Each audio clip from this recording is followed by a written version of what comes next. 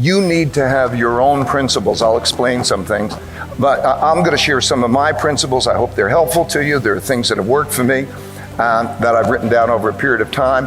But number one, I want to describe this experience to you. Whenever you're in a situation, and if you take the time after that situation and you write down your criteria for making decisions, then you will have that for the next time that thing comes along. And what happens is the same things happen over and over again for the same kind of reasons, but you don't see that. You're operating in a way where, you take them one at a time.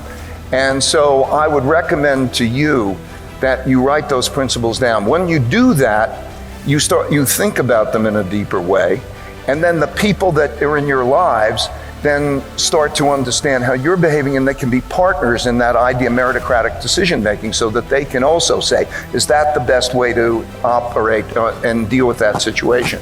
And so you start to think in a more principled way rather than all of these bits and pieces of different things. So that would be my recommendation. But what I'm going to do is take you through a little bit of my journey, and it's totally correct, as Peter says. I'm really a very ordinary guy who, through trial and error, discovered some things that worked that helped me do what Peter was describing. So what I want to explain is, like, we look at the world, and there are just so many different things to have principles for. Principles are essentially recipes for dealing with situations that happen over and over again.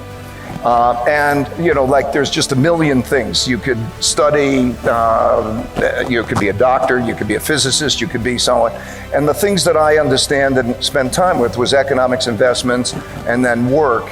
And my approach was largely captured in this slide, which is to say, I would go after audacious goals, and then I would succeed and fail, and most importantly, benefited from failure. In other words, you go after your goals, and you then encounter your problems or your failures. Get serious. That's number one. I don't know any substitute for that. You've really got to get serious. You don't have to be grim, but you must be serious. I know a guy that's got a half a dozen jokes keeping him from becoming wealthy. He's not known as rich. He's known as a joker, which I guess is okay if that's the kind of life you want to live. But it really isn't the best way to live. To go from average to fortune, you must get serious. And you must get serious about two very important things. Number one is setting your goals and where you want to go. Designing the next 5, the next 10 years is so vitally important. What do you want to do economically? Where do you want to go? What do you want to be? What would you like to have? What would you like to share? How much would you like to earn? How far would you like to go? Those are some major questions to ask. And for that all to work out like you want it to for the next 5 or 10 years, in my personal opinion, you've got to get serious. Being positive is so important. Being optimistic is so important. Speaking life is so important because it affects the way that you handle things, and it affects the way you deal with people. It affects the way you go about your life. When I said, people ask me the question all the time, Ink, you're so positive. Do you not see the negative? I see it. But dwelling on something that I can't control, it does me no good. It does the people that I love no good. It does the people that I'm here on this earth to serve no good. I heard a guy once say, do not complain about something that you're not willing to change. And every single day I do my best to have the right attitude and speak the right language.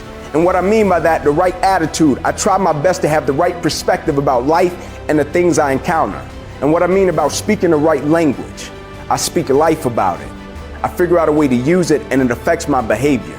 I challenge you every single day, if you can have the right perspective about the things you face and the things you go through, you can have the right attitude.